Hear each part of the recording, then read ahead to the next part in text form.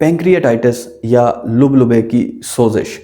अगर हम इसके रिस्क फैक्टर की बात करें तो पित्ते की पथरियाँ और शराब बहुत बड़ा रिस्क फैक्टर है लुबलुबे की सोजिश करने में। लेकिन शुगर के मरीज़ों में ये बहुत कॉमन होता जा रहा है। उसकी बुनियादी वजह ये है कि शुगर के मरीज़ों में कोलेस्ट्रॉल जो है वो ख़राब होता है। कोलेस्ट्रॉल ख़राब होने की वजह से जो है लुबलुबे पे सोजिश आ जाती है। कुछ दिन पहले मेरे पास एक पेशेंट आए जिनको 10 साल से शुगर थी और पिछले तकरीबन 1.5 से 2 साल से वो कोई मेडिसिन नहीं ले रहे थे सिवाय इंसुलिन लगाने के।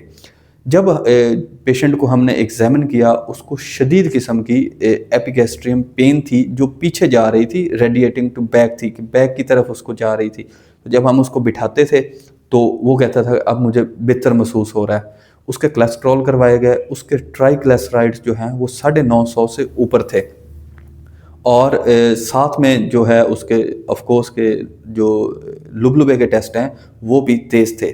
उसको मैनेज किया गया और पेशेंट कुछ दिन बाद ठीक हो गया। ऐसा क्यों हुआ? सिर्फ उसके कोलेस्ट्रॉल ज़्यादा होने की वजह से उसको पैंक्रियाटाइटिस जो है वो हो गया।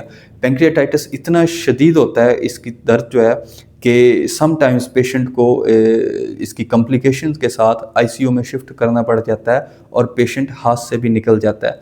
अगर आप डायबिटीज़ के पेशेंट हैं और आपको लगता है कि सिर्फ एक शुगर की गोली खाने से आप ठीक रहेंगे, तो ये आप गलती कर रहे हैं। अपने कोलेस्ट्रॉल को जो है वो लाजमी चेक करें और उसको मैनेज रखें। अगर मेडिसिन के साथ रहते हैं, एक्सरसाइज के साथ रहते हैं, तो कोलेस्ट्रॉल को लाजमी मैनेज रखें। ये आपको बहुत सारी जानलेवा जो चीज़ें हैं, फालिज है, हार्ट अटैक है, पैंक्रियाटाइटिस है, तो उनसे बचाएंगे। बहुत शुक्रिया।